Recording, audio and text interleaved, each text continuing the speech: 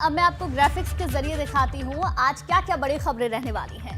बिल्कुल बिल्कुल गुंजन, क्योंकि चुनावी खबरों के बीच में हमारी नज़र भी लगातार रहती है और भी खबरों पर जो गैर चुनावी हैं दर्शकों तक पहुंचना बेहद ज़रूरी होती है। इसलिए हम चुनावी शोर के बीच भी उन अहम खबरों पर लगातार नज़र बना करके रखते हैं ताकि कोई भी अहम खबर हमारे दर्शकों से छूटे नहीं।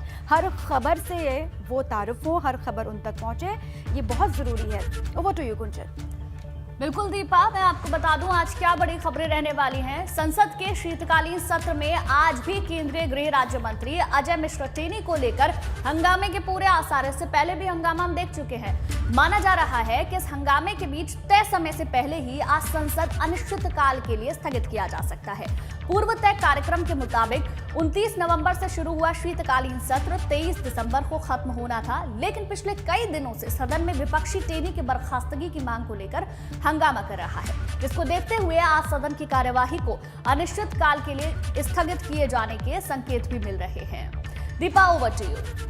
बिल्कुल गुंजन, अब देखना ये होगा कि आज टेनी के मसले को लेकर क्या होता है। हालांकि हंगामा होने के पूरे आसार हैं। कल भी जिस तरीके से हंगामा हुआ, विपक्षी लगातार लामबंद है और ये कहा जा रहा है कि जब तक बर्खास्तगी नहीं होगी तब तक विपक्ष शांत नहीं बैठने वाला है। अब आज भी ये कहा जा रहा है और गुंजन आ चुकी है, ये कहा जा रहा है कि अनिश्चितकाल के लिए कार्यवाही को स्थगित हो सकता है कि किया जा सकता है। गोंडा पहुंची भाजपा की जन विश्वास यात्रा। कानून मंत्री ब्रजेश पाठक ने कहा, अखिलेश यादव घबराए हुए हैं, भाजपा सरकार में कानून व्यवस्था दुरुस्त है, एक भी दंगा नहीं हुआ, जनता का आशीर्वाद मोदी और योगी के साथ है। अयोध्या के गोसाईगंज में सपा ने किया पिछड़ा वर्ग सम्मेलन। पिछड़ा वर्ग प्रकोष्ठ के प्रदेश अध्यक्ष राजपाल कश्यप ने कहा, मल्ला ही डुबाएगा भाजपा के नाव। फर्रुखाबाद में भाजपा किसान मोर्चा पदाधिकारियों ने किया किसान सम्मेलन। सांसद बृजभूषण शरण सिंह ने मोदी सरकार की तरफ से किसानों के हित में किए गए काम किसानों को बताए।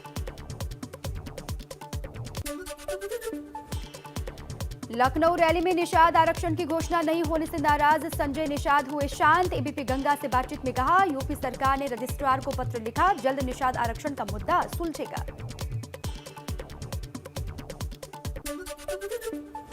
हाथरस में भाजपा के जन विश्वास यात्रा में शामिल हुए ऊर्जा मंत्री श्रीकांत शर्मा। कहा, 24 घंटे बिजली पाने के लिए दोबारा भाजपा को जिताएं, भाजपा सरकार कर रही है अच्छा काम।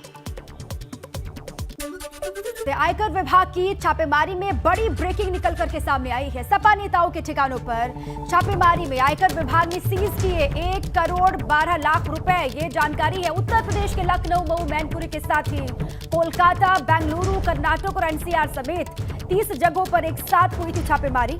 आयकर विभाग ने सिविल कंस्ट्रक्शन के कारोबार में करोड़ों रुपए के फर्जी खर्चों की गड़बड़ी पाई है। सपा नेताओं के ठिकानों से खाली बिल बुक्स, भारी मात्रा में स्टैंप, फर्जी सप्लायर के लिए साइन किए हुए चेक जब्त किए गए हैं। ये बड़ी खबर आपको बता रहे हैं।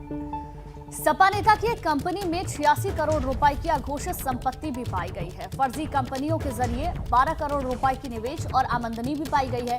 एक सपा नेता की 11 करोड़ रुपए की फर्जी कंपनियों में इन्वेस्टमेंट और करीब 3 करोड़ 50 लाख रुपए की बेनामी संपत्ति भी चिन्हित की गई है।